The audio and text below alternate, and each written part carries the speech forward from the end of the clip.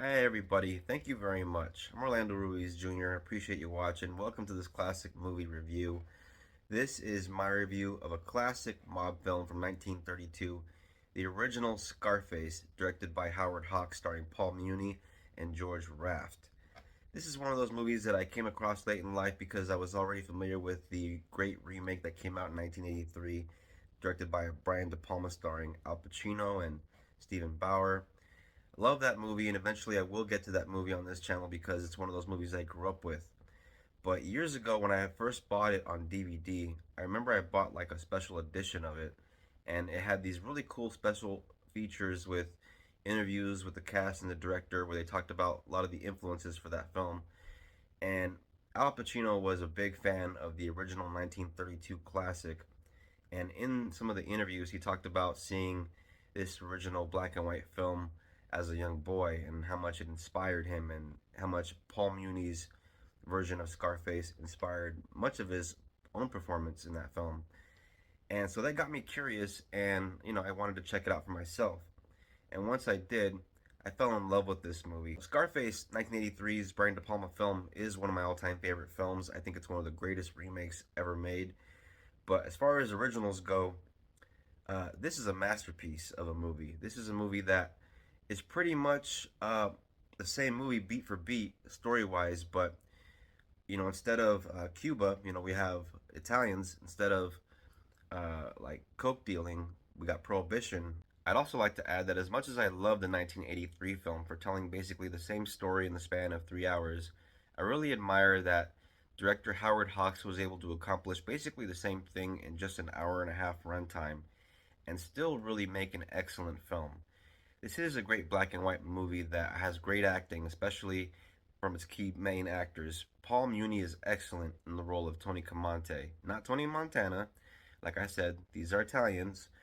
And you also have George Raft in here, who I recognized when I watched Some Like It Hot years later. Rewatching this film quite recently, it got me interested in wanting to check out more films with Paul Muni since his performance in this movie is really awesome.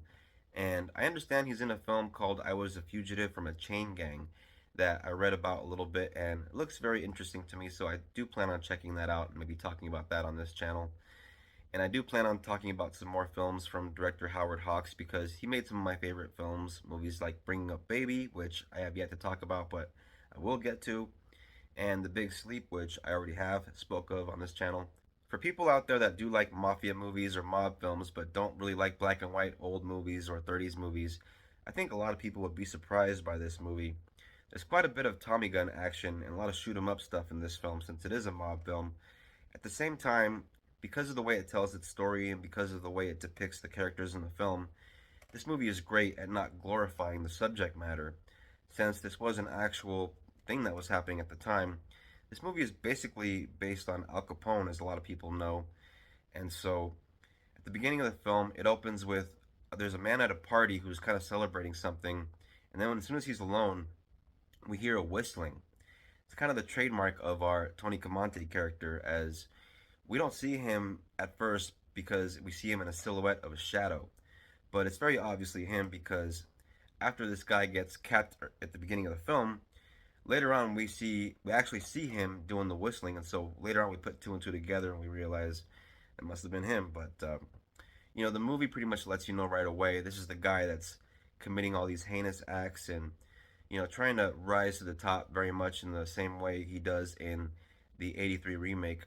Like I said, a lot of the story beats are very familiar and very similar.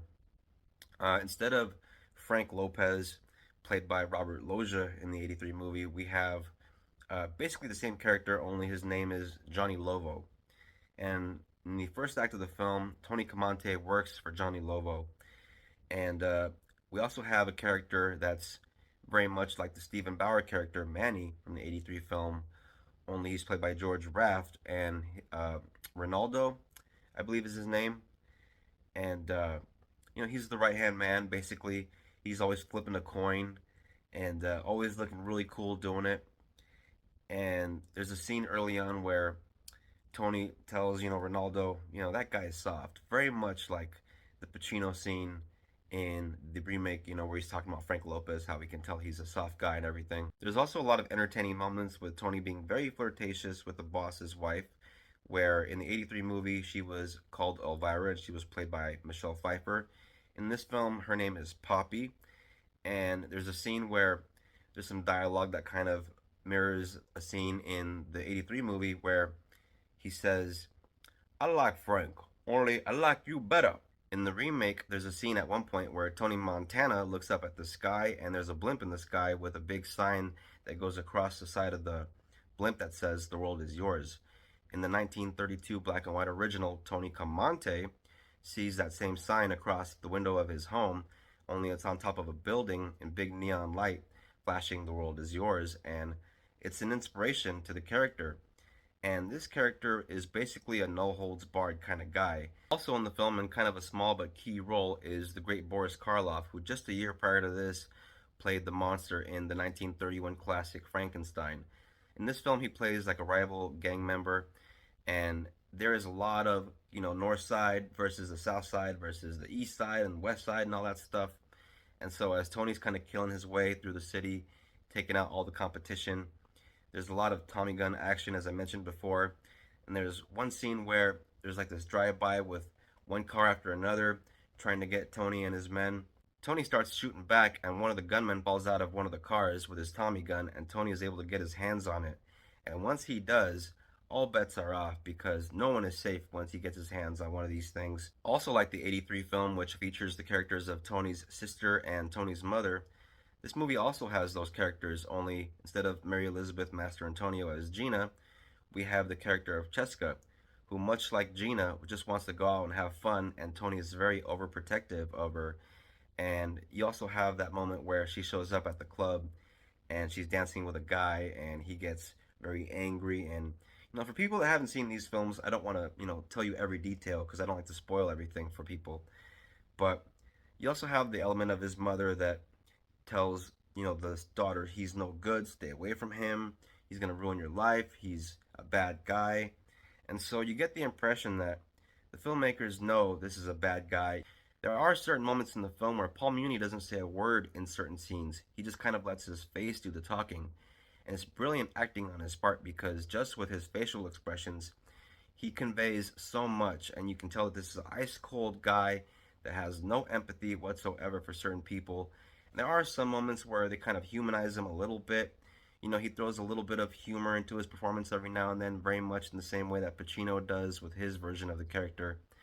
This is a brilliant movie. This is a great film that I highly recommend people check out. If you're into dramas, if you're into black and white classic films, if you're into mob films, 30s films, this is a 4-star masterpiece of a movie. And if you're a fan of the remake, I highly encourage you to check this movie out.